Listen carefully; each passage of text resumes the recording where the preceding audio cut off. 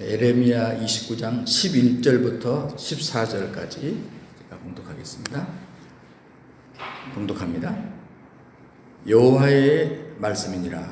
너희를 향한 나의 생각을 내가 아나니 평안이요 재앙이 아니니라. 너희에게 미래와 희망을 주는 것이니라. 너희가 내게 부르짖으며 내게 와서 기도하면 내가 너희들의 기도를 들을 것이요 너희가 온 마음으로 나를 구하면 나를 찾을 것이요 나를 만나리라. 다 같이 이것은 여호와의 말씀이니라. 나는 너희들을 만날 것이며 너희를 포로된 중에서 다시 돌아오게 하되 내가 쫓아 보내었던 나라들과 모든 곳에서 모아 사로잡혀 떠났던 그곳으로 돌아오게 하리라. 이것은 여호와의 말씀이니라. 아멘.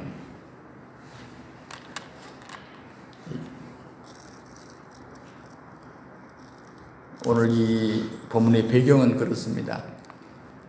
우리나라가 남북으로 나뉘었듯이 이스라엘도 솔로몬 왕 이후에 로보암 시대에 북왕국 이스라엘 또 남왕국 유다로 나뉘었어요.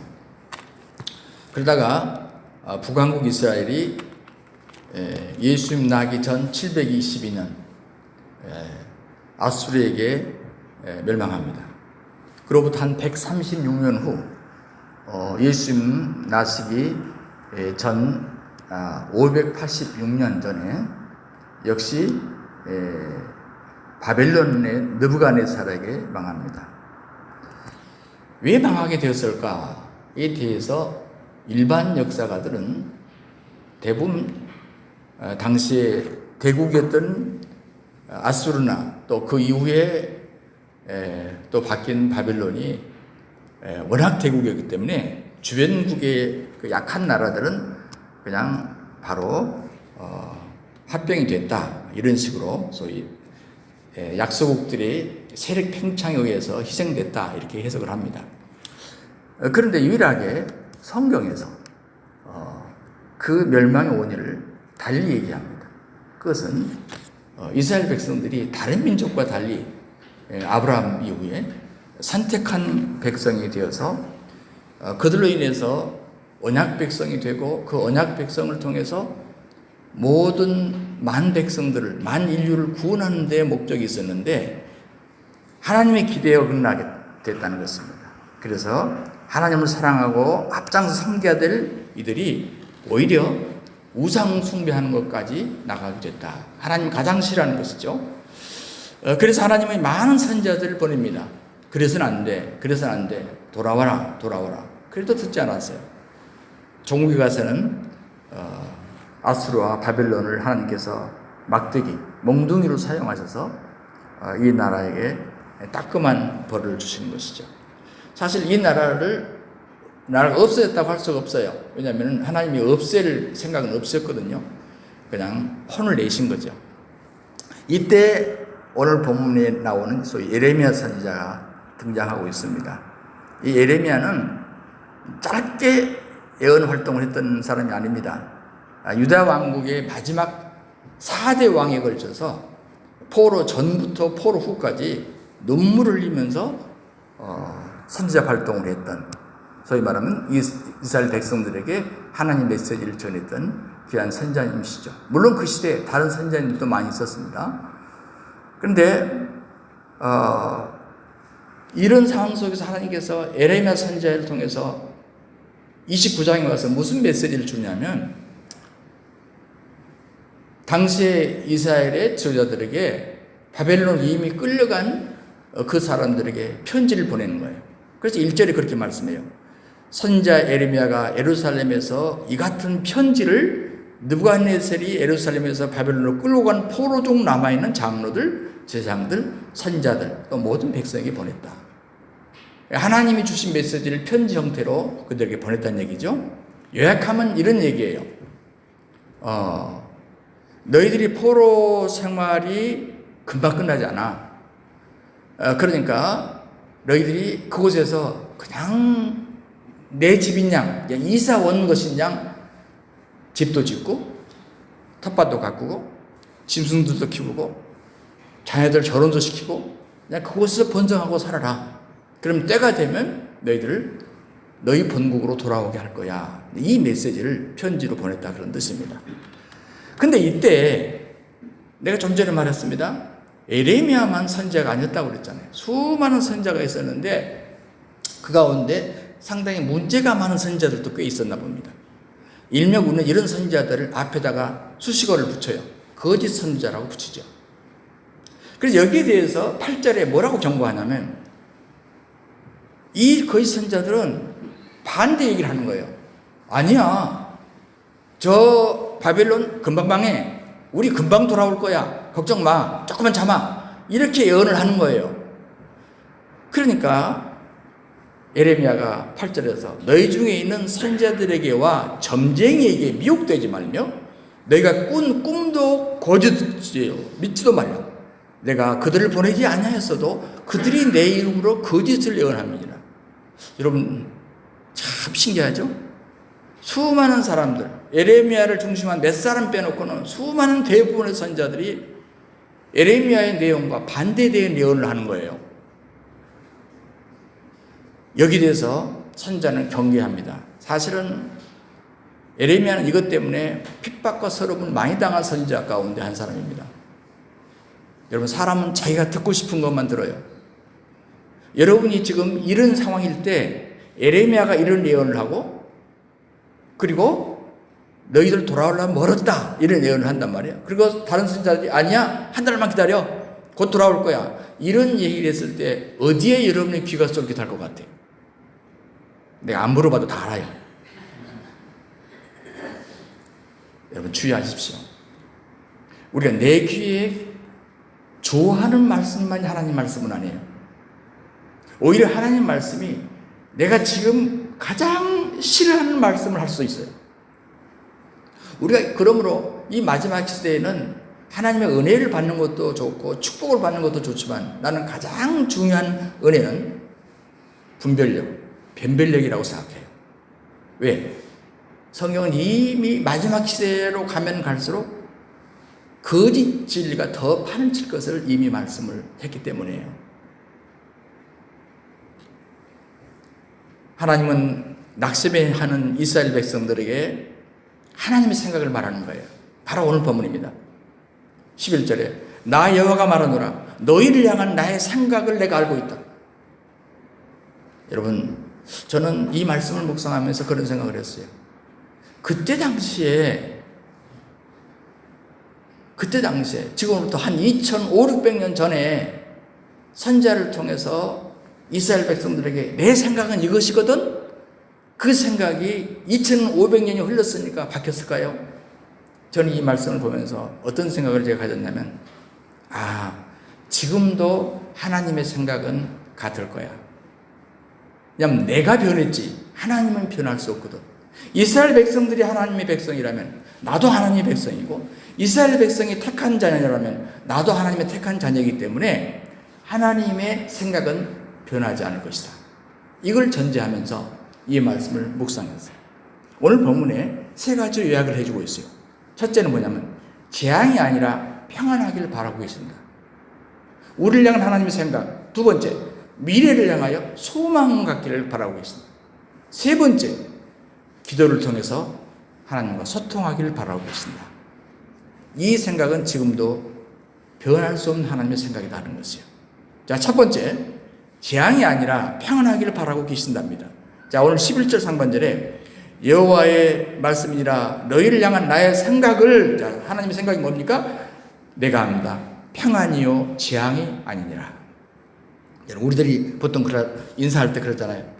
또 편지할 때 그러잖아요. 전화할 때 그러잖아요. 무탈하시길 바랍니다. 왜냐하면 내가 무탈하길 바라거든요. 그런데 하나님도 우리가 무탈하기를 바라고 있다는 것이죠.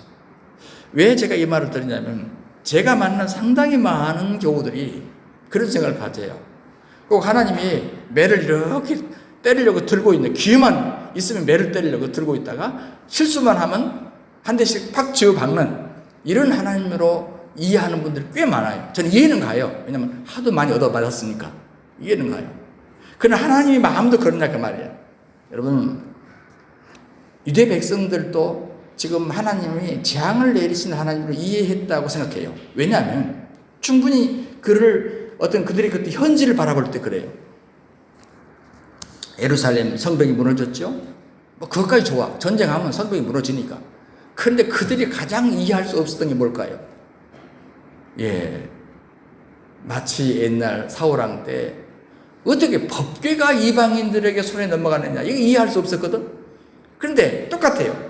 어떻게 하나님의 성전이 불타버렸느냐? 아니, 하나님이 살아계신다면 다른 건물이 다 타도 하나님의 성전은 불타올 수 없잖아요. 요즘에 뉴스에 한참 떠든 게 자성 스님의 사건이에요. 이분 대단한 분이에요. 이 총무장을 2번 하고 한국의 최초로 불교계를 평정해버리신 대단한 분이에요. 말이 많죠. 뒷말도 많고. 그런데 여러분, 문화재를 태우고 죽어버렸어요. 이게 사실이라면 이 보통 큰 범죄가 아닙니다. 문화재를 태우면 안 돼요. 그래도 지금 불교계에서는 지금 이분을 대단한 영웅으로 추앙하고 있습니다. 이해하기 힘든 세상이죠. 자, 제가 그 말을 하려고 하는 거 아니에요. 그런데 성전은 우리가 스스로 태운 게 아니라니까요. 원수들이 태웠다는 말이에요. 하나님이 진짜 살아계신다면 그까짓 것들 왜 못 막냐고요. 당대 세계 최고의 강대국이던 바벨론 볼 때 무너질 것 같잖아요. 다시 조국으로 언제 돌아갈지 몰라요. 포로 생활이 언제까지 될지 몰라요. 지금 포로 생활 초기거든요. 사람이 힘들어도요, 초기가 가장 힘들어요. 좀 적응하면 더 낫다고. 최고 힘들 때입니다. 지금 이스라엘 백성들에게 필요한 게 뭡니까? 평안입니다. 평안, 샬롬이 뭡니까? 부족함이 없는 안정된 삶을 말하지 않습니까? 그런데 예수님께서도 신약에 와서도 항상 앞세우는 것이 평안이에요. 물론 태어날 때 천사들도 그렇게 예고했지만 예수님도 부활하신 주님 제 아들 만났을 때 맨 먼저 뭐래요? 평안하냐? 요한복음 16장 33절에 그렇게 말해요. 너희에게 이르노니 너희로 내 안에서 평안을 누리게 하려 함이라. 세상에 너희가 환난을 당하지만 담대해라. 내가 세상을 이겼기 때문에 내가 평안을 보장한다. 마가복음 5장에 12년 동안 하혈을 한 혈루증 여자가 믿음으로 예수님의 옷자락을 만집니다. 그때 예수님께서 뭐라고 합니까? 딸아, 네 믿음이 너를 구원하였으니 평안히 가라. 예수님 십자가에 죽은 다음에 제 아들이 불안에 떨고 있습니다. 두려워서 인적이 드문 곳에 숨어가지고 문을 꽉 닫고 있습니다. 그때 주님이 오셔서 너에게 평강이 있을지어다. 예수님이 입을 열면 평강부터 얘기하세요. 샬롬. 구약시대에도 다윗이 고백하는 걸 보세요. 시편 27편에 내가 누구를 두려워하리요? 내가 누구를 무서워하리요? 악인들이 내 살을 뜯어먹으려고 왔지만 나의 대적, 나의 원수들인 그들은 오히려 실족하고 넘어진다. 그러나 군대가 나를 대적해도 내 마음이 두렵지 않고 전쟁이 일어나 칠지라도, 여러분 전쟁이 일어나면요 사람이 다 패닉 상태에 빠져요. 방법이 없어요. 그런데 나는 여전히 태어나리로다. 다윗을 우습게 보지 마세요. 다윗이 이런 수준의 사람이에요.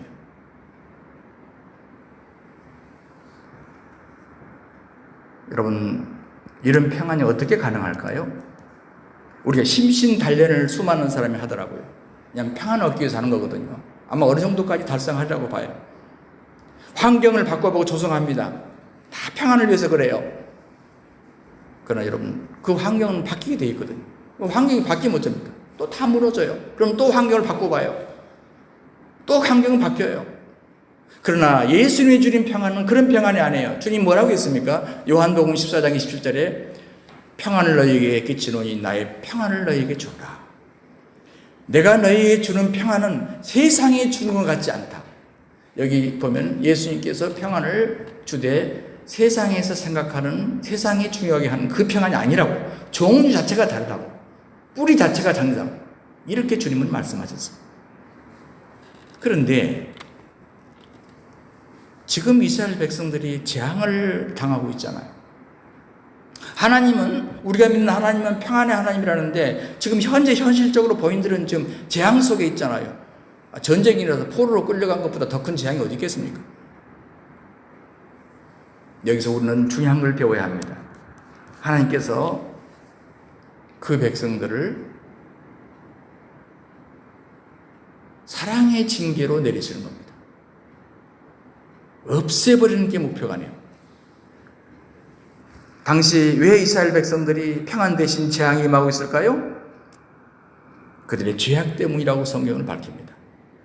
하나님이 이스라엘 백성들을 선택해서 가나안 땅을 주고, 그리고 그 목적을 분명히 수없이 밝히길, 너희들이 가나안 땅에 들어가고 번성에 대해서 거길 못자리판으로 삼아가지고 모든 주변의 만 백성들에게 여호와의 정조를 퍼뜨려서 모두 여호와를 섬기게 하는 그 역할을 너희들이 해야 된다.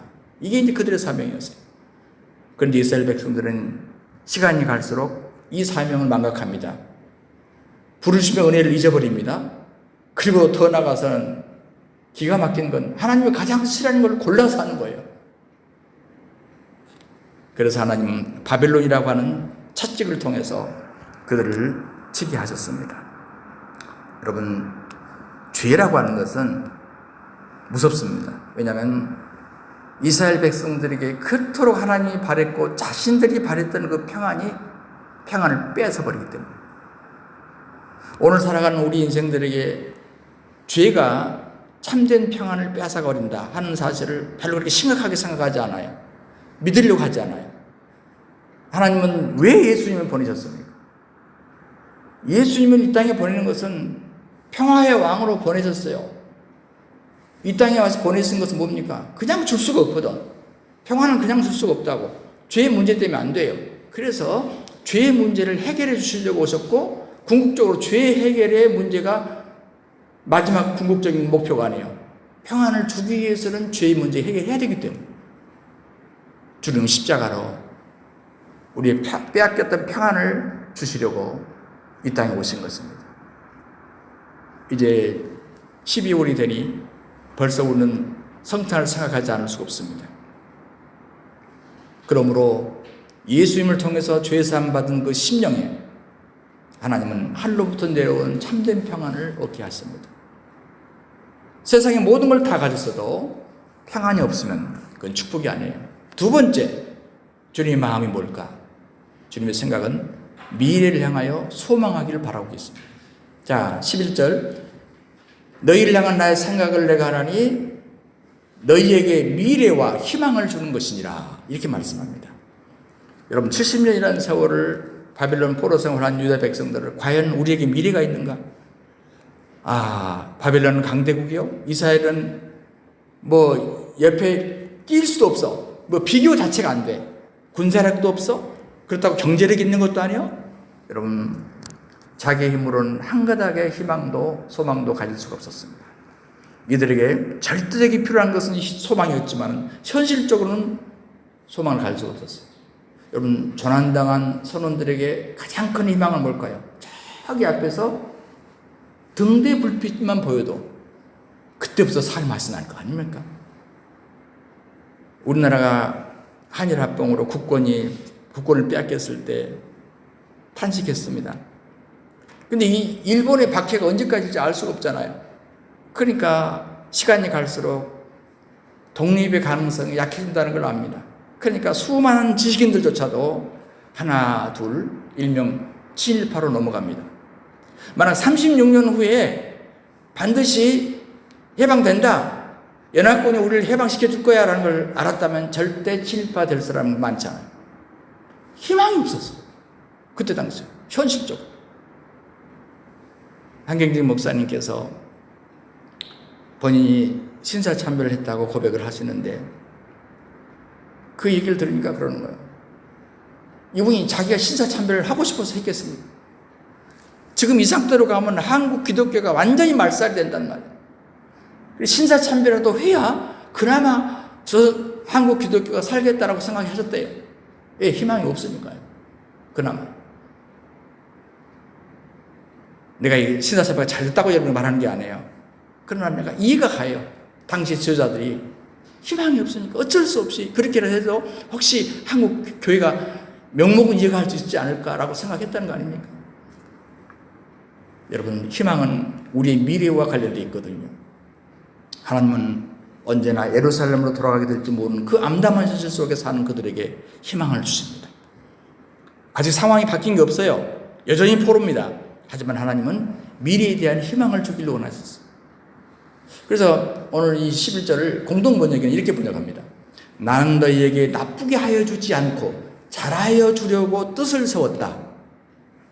밝은 앞날이 너희를 기다리고 있다. 근데요, 사람이 그런 어려운 궁지에 빠지면 옆에서 희망적인 말을 해도 잘 귀에 들어오지 않고 눈에 띄질 않습니다.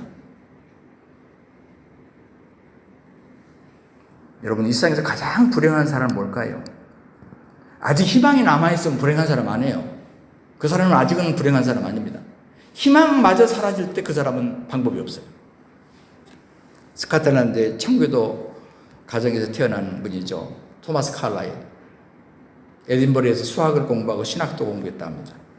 강한 칼빈주의 영향을 받았다고 이 분석한 걸 봤어요. 이분이 이런 말을 해요. 인간은 희망의 기초를 둔 존재다. 내 소유를 다 빼앗긴다 해도 나는 오직 한 가지 소망만을 가지길 원한다. 다 빼앗겨도요, 우리 안에 희망 하나만 있다면 가능성이 있다. 그래서 시편 40편 5절은 말합니다. 내 영혼아, 내가 어찌 낭망하여 어찌하여 내 속에서 불안하여 하는가?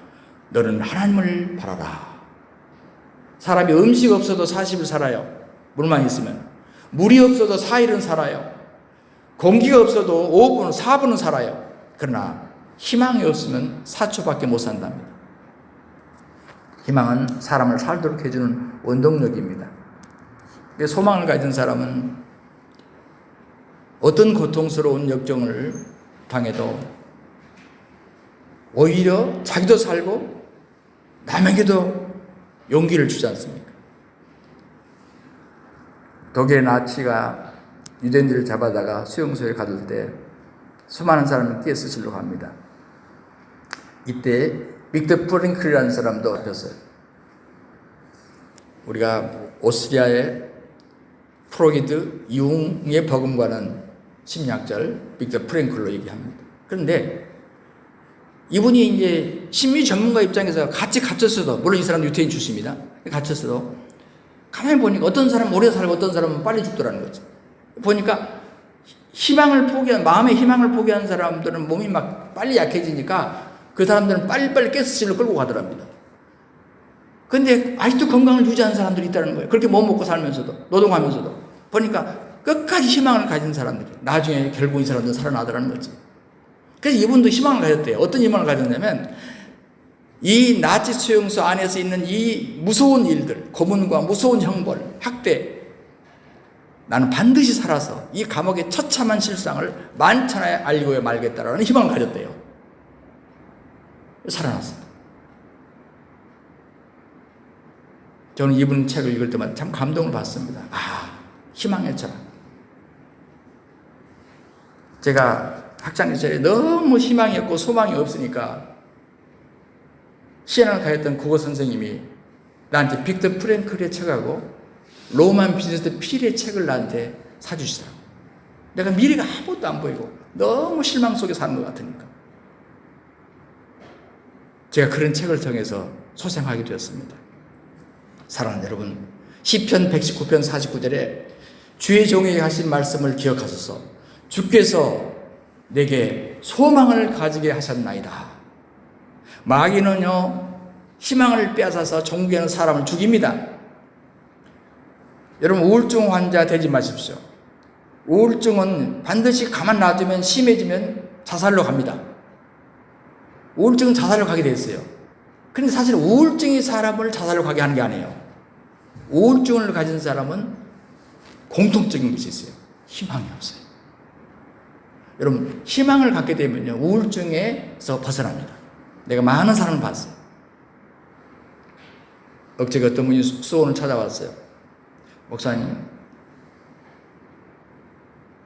20여 년 전에 목사님 귀국했을 때 저는 그때 서울에서 시청사고로 너무너무 힘들어서 직장을 그만두고 광주 집으로 내려왔습니다. 목사님에게 잠깐 상담을 했는데 저는 기억이 안 나요. 네, 그 장면을 기억을 하더라고요. 상담을 했는데 쭉 듣고 마지막 결론을 이렇게 맺어줬습니다.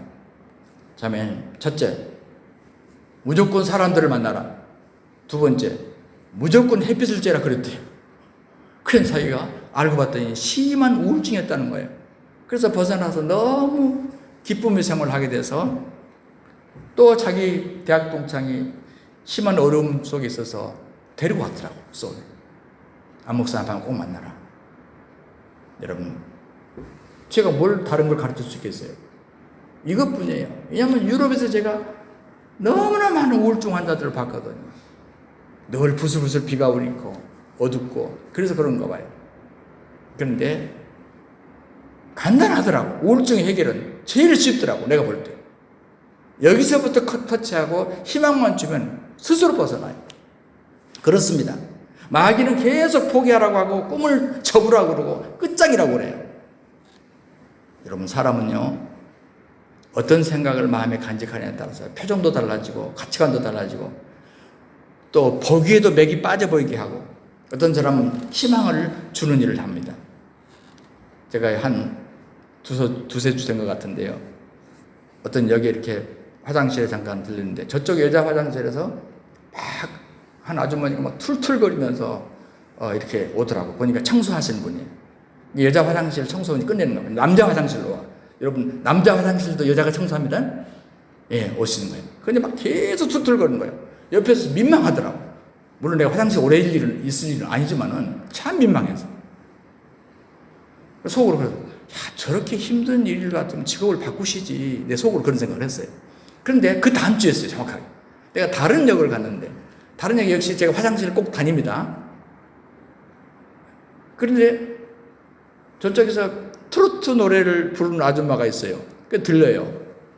그래서 아니, 정신이 좀 이상한 데냐가 여기서 무슨 트로트를 부르냐? 지금 여기에서 얼마나 사람들이 왔다 갔다 하는데.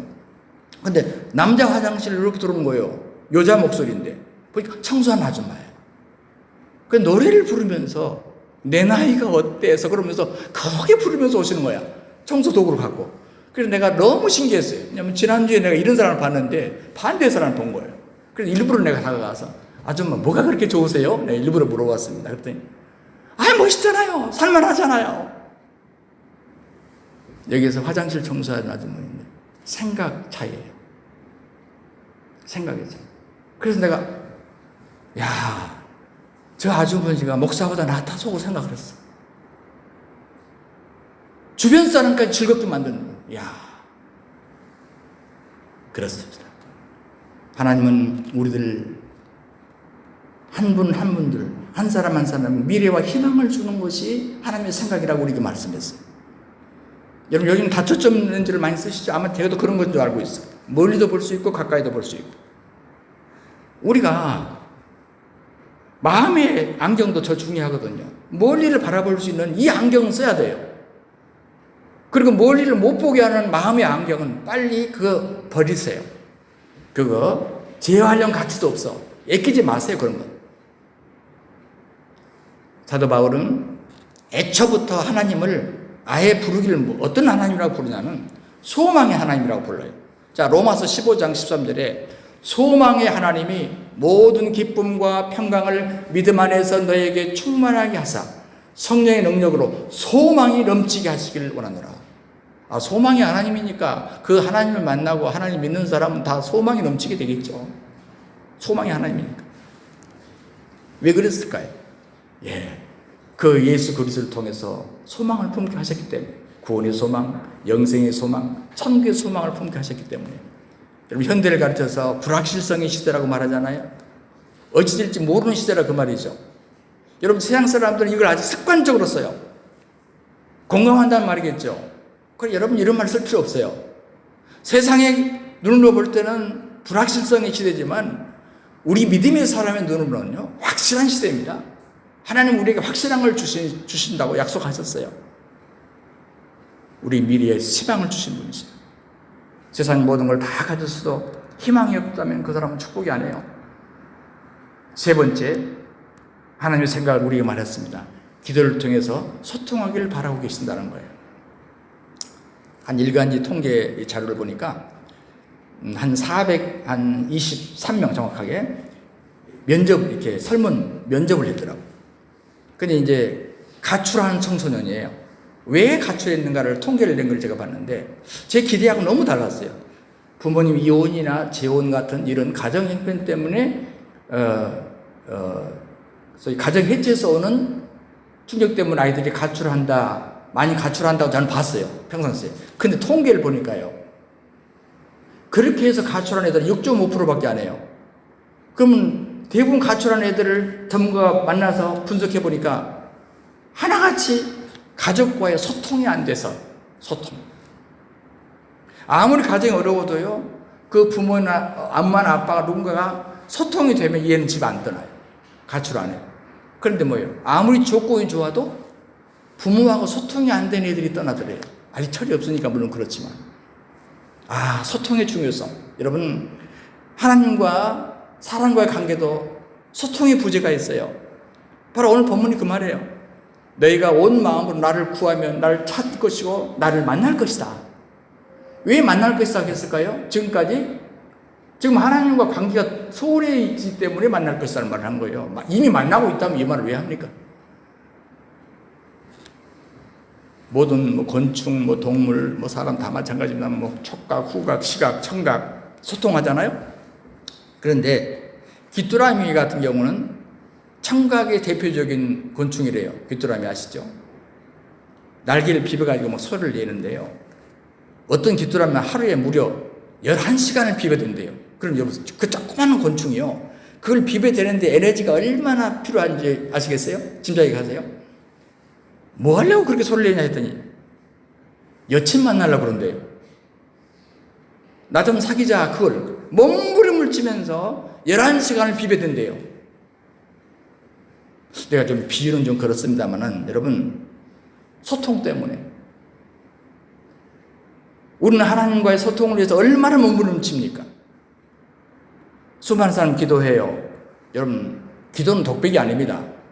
만약 기도가 독백이 되면 그건 이방인의 기도예요. 성경적인 기도는 무엇입니까?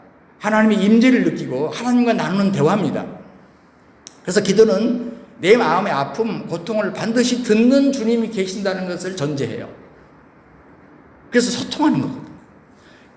오늘 12절 13절이 그거거든요. 너희가 내게 부르짖으며 내게 와서 기도하면 내가 너희들의 기도를 들을 것이고 너희가 온 마음으로 나를 구하면 나를 찾을 것이요 나를 만나리라. 하나님이 이스라엘 백성들과 소통하기를 그렇게 원하셨다는 뜻이거든요. 하나님은 이스라엘 백성의 기도로 소통할 생각을 갖고 계셨어요.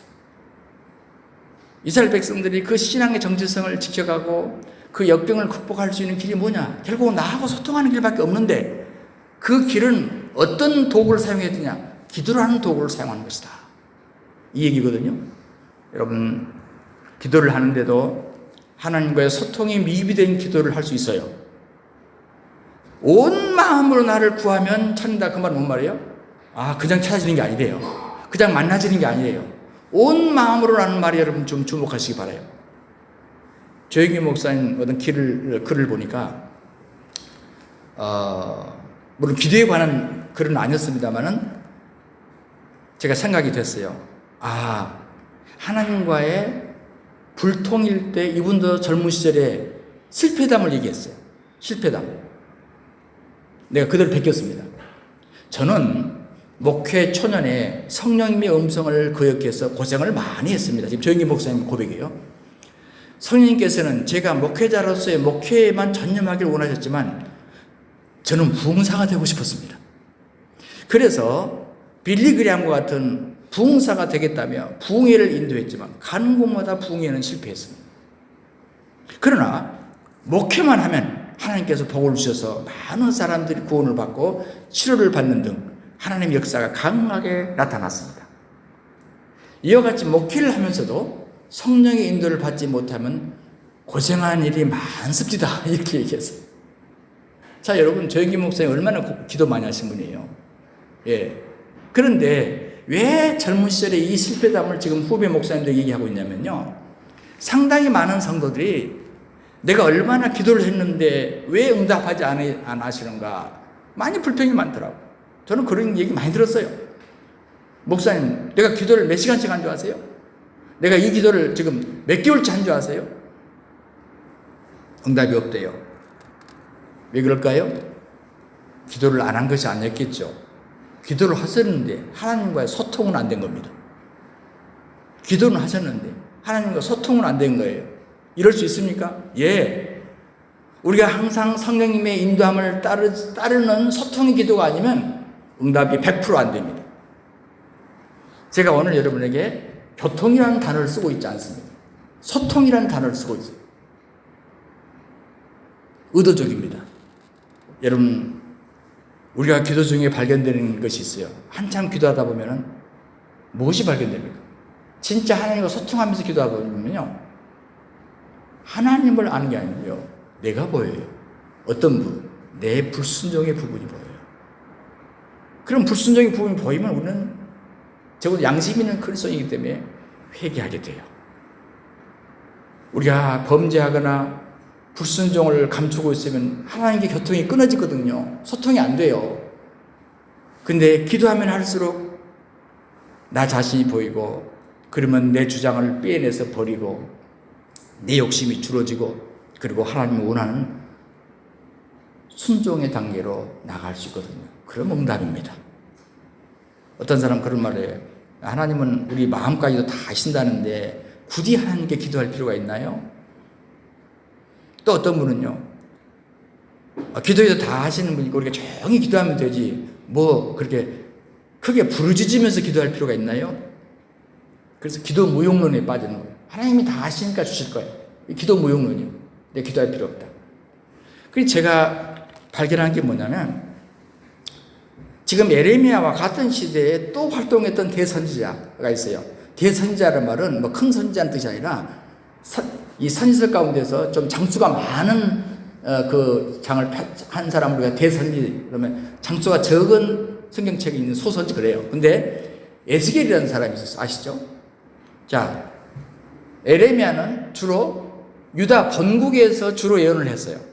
근데 에스겔은 포로로 같이 가가지고 그발강가에서 그 포로와 함께 살면서 예언한 사람이에요. 조금 달라요. 내용은 어때요? 똑같은 내용이에요. 그런데 표현법이 조금 달라요. 똑같이 이스라엘 백성들에게 회개를 외치고 똑같이 이스라엘 백성들에게 희망을 주는 그런 메시지를 계속 전합니다. 에스겔의 메시지는 어떤 메시지입니까? 너희들 걱정하지 말아라. 언젠가는 확폐했던 너희 나라가 다시 건축되게 될 것이고, 황무한 땅이 에덴 동산같이 될 것이고, 황량하고 장막하던 그 무너진 성벽이 세워지게 될 것이고, 다시 검이 구하게 될 것이다. 꿈 같은 얘기죠. 너희 나라가 다시 회복돼서 에덴 동산까지 될 거야 라고 에스겔이 예언을 해주는 겁니다. 그런데 지금 제가 주목하고 싶은 것은 이 부분이었어요. 자, 주님이 다 해줄 거야 앞으로. 걱정하지 마라. 다 해줄 거야. 그런데 똑같은 에스겔 36장 37절에 뭐라고 하냐면, 주 여호와께서 이같이 말씀하셨다. 자, 에덴 동산까지 너희 나라를 회복시켜 줄 거야. 그래도 이스라엘 족속이 이같이 자기들에게 이루어 주시기를 내게 구하여야 할지라. 아니, 주님이 다 해주시겠다면서요. 선지자 입을 통해서. 그런데 뭐라고 하냐면, 내가 회복시켜 줄 거야. 에덴 동산 같이 되게 해줄 거야. 그런데 그럼에도 불구하고 이스라엘 백성은 이와 같이 자기에게 하나님이 이루어 주시라고 기도하라는 거예요. 앞뒤가 좀 어폐가 있죠. 차라리 모르고 기도해라 하면 이해가 가는데 이렇게 해주겠다면서요. 그런데 또 같은 내용을 기도하래요. 예, 왜 그럴까? 그 이유를 놀랍게도 에스겔 36장 36절에 얘기합니다. 너희 사방에 남은 이방 사람이 나 여호와가 무너진 곳을 건축하며 황폐한 자리에 심은 줄을 알리라. 여기 너희 사방에 남은 이방, 이 사람이 여호와 믿는 사람 안 믿는 사람이에요. 우리 같은 불신자입니다. 주변에 불신 이웃이에요. 그 사람들이, 그래서 이게 너희 사방 남은 이방이라는 단어가 써있다는 벌써 우리는 선교적 의미를 해석을 해야 돼요. 무슨 말입니까? 너희가 기도해. 그러면 너희 기도 하나님께서 들으시고 응답할 거야. 그러면 이방 사람들이 그 모습을 보고서 야, 저희들 봐라. 진짜 저희들이 믿는 여호와는 살아있네. 저희들이 우리의 믿는 신한테 그렇게 기도해도 우리는 응답이 없거든. 그런데 저희들은 진짜 여호와께 저렇게 기도했더니 진짜 이루어지네. 이렇게 이방인들이 생각을 하게 된대요. 여러분, 우리가 기도하지 않고 그냥 자연스럽게 이루어져. 그럼 어떠죠? 누가 이건 하나님의 은혜라고 말하겠어요? 여러분, 아무런 기도도 하지 않았는데 형평이 좋아, 다 좋아. 누가 하나님의 은혜라고 진심으로 고백하겠어요? 하물며 이방 사람들이 어떻게 하나님의 영광 같은 걸 알겠어요? 그런데 놀랍게도 당시 믿는 하나님이 진짜 살아계시네. 그토록 기도하더니만 와, 이루어지네 하면서 뭡니까? 전도가 된다 그 말이에요. 최근에 어떤 분은 그래요. 분명히 자기가 문제가 있었대요. 큰 수술을 해야 될 것 같다고 준비했는데요. 그런데 의사를 만났는데 이상하네. 흔적이 없어요. 오진을 했나? 아니라고 말했대요. 선생님 오진한 게 아니에요. 제가 기도했어요. 제가 금식하고 기도했어요. 근데 그 의사 선생님 입으로 뭐라고 하는지 아세요? 와, 진짜 하나님인가 살아계시네요. 당신이 믿는 하나님 진짜 살아계시네요. 뭐예요? 이방인들 하여금 간증이 나오게 하는 거예요. 그래서 기도하라는 거예요. 그리고 기도할 때 우리는 어떻게 해요? 확실히 이루어질 걸 믿고 이방 사람들에게 나 기도하고 있다고 자랑하셔야 돼. 배수진을 치는 거야. 응답 안 되면 큰일 나는 거야. 그렇게 기도해야 돼. 이방 사람들도 하나님께 영광을 돌리게 돼요. 그래서 그들이 부르짖어 기도하는데 왜 70년이 필요했겠습니까? 한 5년이면 됐지. 왜 70년이 필요했겠어요? 예, 이들이 부르짖어 기도하다 보면 자기 죄를 깨닫게 될 것이고 철저히 회개하되 너와 10조의 죄까지, 성경은 말합니다. 너와 10조의 죄까지 철저하게 회개하게 되므로 완전히 거기서 끊어지게 되겠죠. 그러면 회복시켜 주겠다. 오늘 마찬가지예요. 우리 하나님께 기도할 때 주님 앞에 우리 죄를 자백하게 되고 회개하게 됩니다. 그때부터 우리 가로막혔던 것이 착 허물어지죠. 그러면 하늘에서 예비하신 은혜가 소낙비처럼 우리에게 부어지는 것입니다. 성경은 말합니다. 귀를 만드신 이가 어찌 듣지 아니하겠느냐. 하나님은 너희가 나를 전심으로 찾고 찾으면 나를 만날 것이다 말씀하셨어요. 하나님은 우리의 기도를 들을 뿐만 아니라 우리를 만나주시는, 그래서 응답 주시는 분이라. 다시 말하면 하나님과 소통이 이루어지게 되기를 원하신다라고 우리에게 말씀합니다. 여러분, 하나님은 우리가 이 땅에서 기적 같은 영향력을 행사할 수 있도록 우리를 향한 놀라운 계획을 갖고 계세요. 우리 혼자 잘 사는 게 우리 목표는 아니에요. 우리가 주변에 뭔가 영향력을 끼치기를 원하시거든요. 그 계획을 하나님은 기도를 통해서 이루시겠다 그 말이에요. 우리가 부르짖는단 말이 큰 소리를 지른단 말이겠어요? 그럴 수 있겠죠. 그러나 본질적인 건 그게 아니에요. 부르짖고 기도한다는 것은. 우리가 해보면 알지만 기도하다 보면은 내가 조용히 기도를 시작했어요. 그런데 내가 깨달아져요. 내 속에 죄성이 보여요. 내 속에 허물이 보이고요. 내 본질이 보여요. 하나님 앞에 무엇이 잘못됐는가 보여요. 그럼 나도 모르게 소리가 나오는 거예요. 나도 모르게 눈물이 나오는 거예요. 나도 모르게 부르짖게 되는 것이죠. 이걸 말하는 거겠죠. 여러분, 사탄은 하나님의 자녀들이 무릎 꿇는 것을 보고 벌벌 떨어요. 특히 회개하고 부르짖는 모습을 보면요, 확실하게 도망갑니다. 오늘 우리의 기도를 들으신 하나님께 기도함으로 응답받고 마귀가 벌벌 떨고 그리고 도망가도록 기도해야 할 줄로 믿습니다.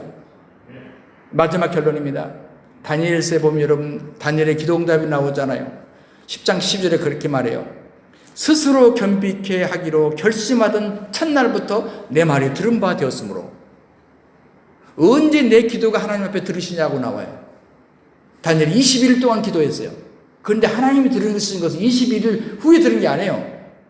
네가 스스로 겸비하기로 결심하던 그 첫날에 네 말이 내게 들린 바가 되었다. 여러분, 우리의 기도 응답이란 게 7일간 금식하면 듣는다. 21일간 특별 기도를 하면 듣는다. 40일 금식하면 듣는다. 아니에요. 우리 이런 말에 속으면 안 돼요. 그 기도가 필요할 때가 있죠. 그건 나를 죽이는 방법이지. 그러나 응답은 사실 그게 아니에요. 오늘 회개하는 날, 바로 스스로 겸비하기로 그 말이에요. 결심하던 그 첫날, 그날이 바로 응답의 첫날이에요. 아무리 회개와 겸비가 없이 기도해도 아직 첫날이 안 됐어요. 그런데 내가 겸비하게 회개하며 무릎 꿇는 그날 내 기도는 응답받습니다. 이미 하나님 앞에 들린 바가 됩니다. 천사들이 그 기도를 가지고 올라갑니다. 그리고 응답의 사자를 보낼 줄로 믿습니다. 오늘 세 가지 말씀을 드렸습니다. 하나님이 우리를 향한 어떤 생각을, 어떤 바람을 갖고 계시는가? 하나님 절대 재앙이 아니라 평안을 주기를 원하십니다. 하나님은 미래를 향해서 소망을 갖기를 원하십니다. 그리고 무엇보다도 기도를 통해서 끊긴 소통이 다시 이어지길 원하신다는 것입니다. 주 하나님, 우리 아버지, 오늘 또 말씀해 주셔서 감사합니다. 우리 안에, 우리 속에 이 시대에 필요한 말씀을 주셨으니 간직하고 이 말씀대로 살 수 있는 힘을 주시옵소서. 주 예수 그리스도 이름으로 간절히 기도하옵나이다.